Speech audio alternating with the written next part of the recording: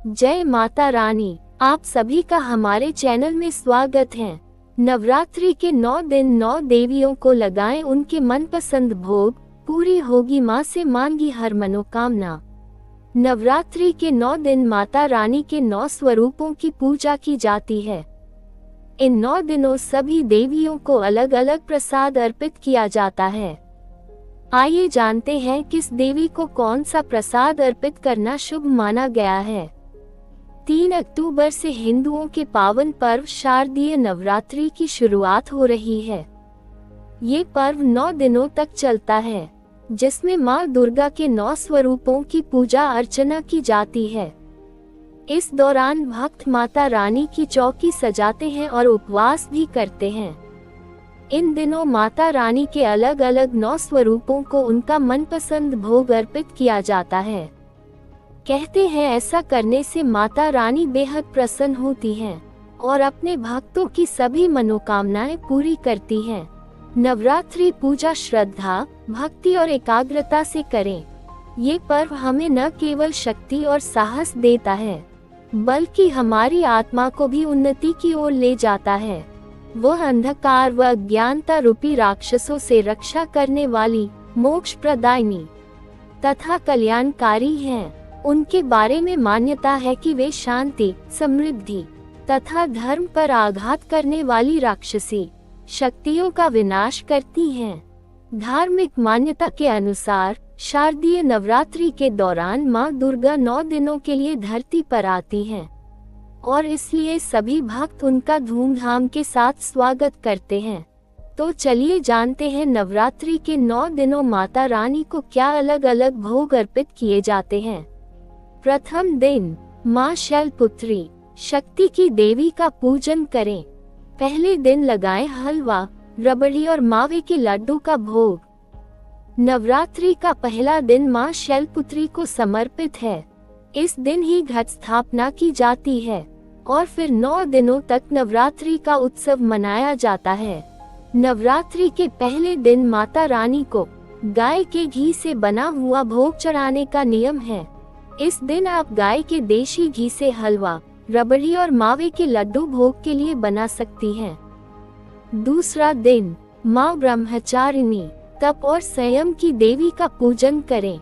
दूसरे दिन लगाएं शक्कर और पंचामृत का भोग। शारदीय नवरात्रि के दूसरे दिन मां ब्रह्मचारिणी की पूजा की जाती है। इस दिन आप शक्कर, मिश्री और पंचामृत का भोग बनाकर माता रानी को चढ़ा सकती है। अगर आप नवरात्रि में 9 दिन का व्रत रखते हैं तो शक्कर और पंचामृत को प्रसाद के रूप में खा भी सकती हैं।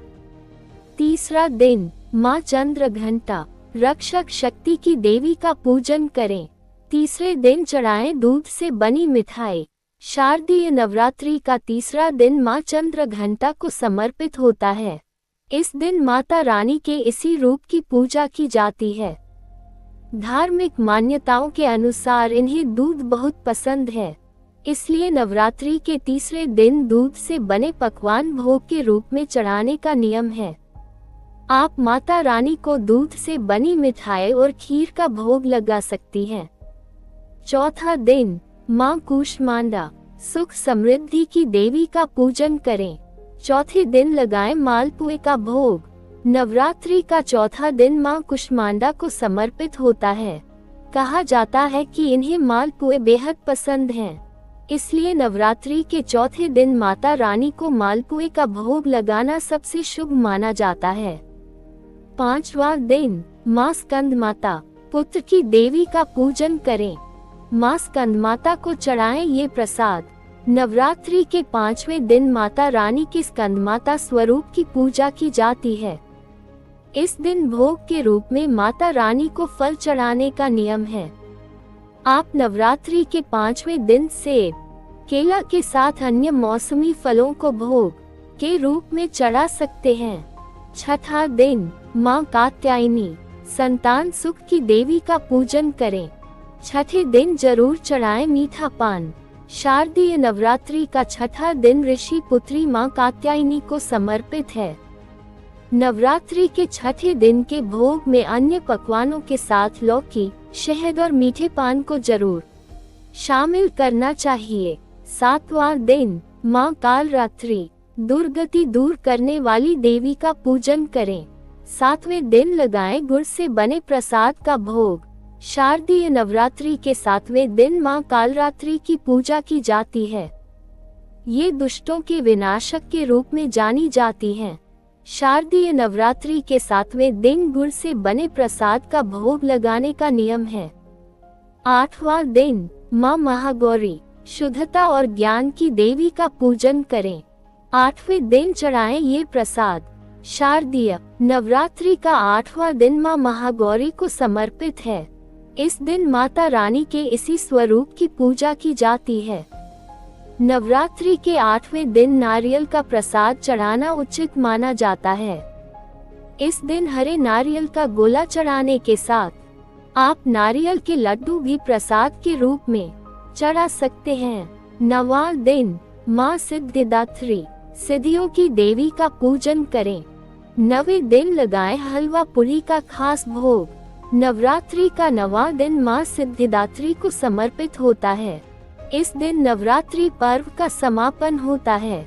नवरात्रि के पहले दिन घट स्थापना के बाद 9वें दिन माता रानी की विदाई की जाती है। इसलिए इस दिन भोग में चना, हलवा, पूरी, खीर का प्रसाद चढ़ाने का नियम है। जय माता दी, हर हर महादेव। अगर वीडियो पसंद आया तो चैनल को लाइक, शेयर, सब्सक्राइब जरूर करें।